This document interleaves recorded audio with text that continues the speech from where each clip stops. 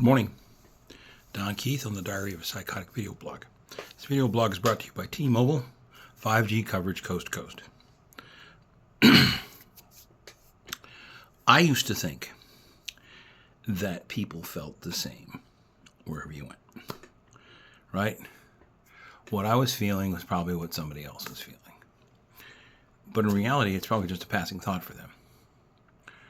You know, what weighs heavily on my mind is probably nothing to somebody else. In the history of calming down, nobody's ever calmed down by being told to calm down.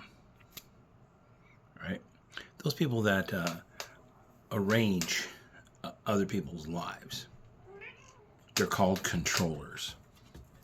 They're people who try to control everything and everybody around them.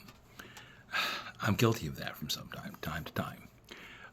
But not everybody needs to feel like they have some control in their life. Okay? I mean, there's, for instance, the Democratic National Convention in Chicago. No wonder they call it the party. They didn't have anybody else but Kamala Harris and Tim Walz. They didn't have anybody else. I mean, why do we hold a convention to select a president that's already been selected, the presidential candidate that's already been selected? The same thing with the Republican convention. Why did they bother to hold a convention when all they were going to do was just nominate Donald Trump?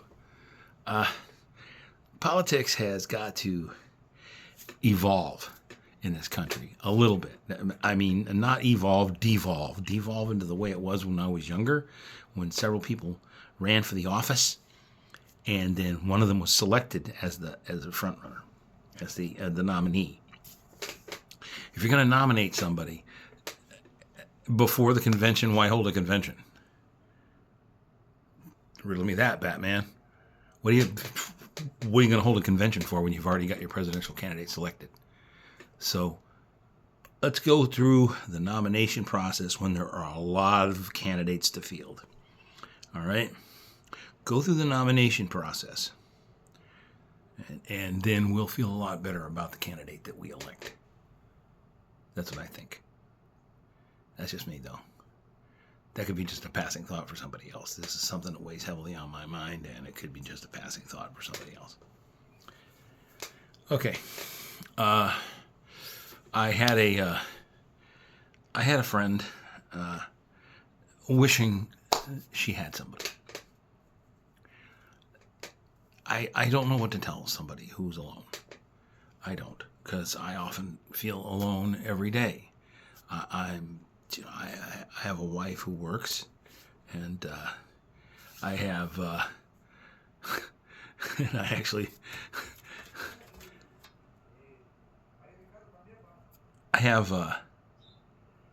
have other people who follow me on social media, and I have people that I have private relationships with, and they want to avoid the spotlight because there's pretty strong emotional ties between people over the years, and you can't avoid that. All right, if somebody reaches out to you and tells you that they love you, you can't unlove somebody.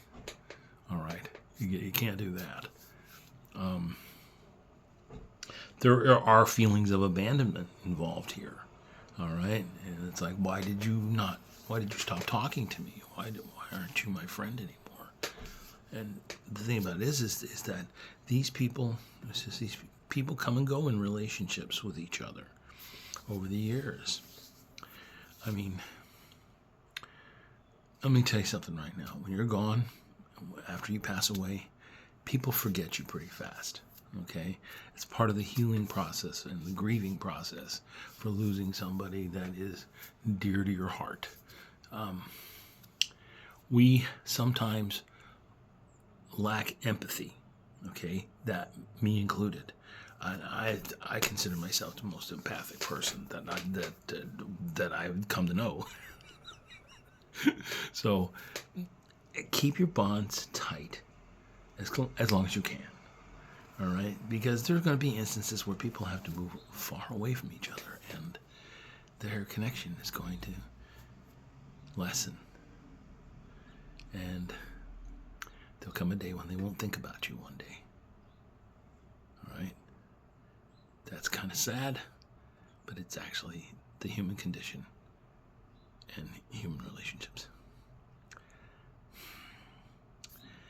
This isn't what I meant to talk about, but my thoughts tend to wander sometimes when I get going on this thing, and I look at my script and my teleprompter, and I'm like, what was I thinking? Anyway, this Diary of Psychotic has been brought to you by T-Mobile, 5G coverage, coast to coast. Take care of one another. All right? It's been Don Keith on Diary of Psychotic Video.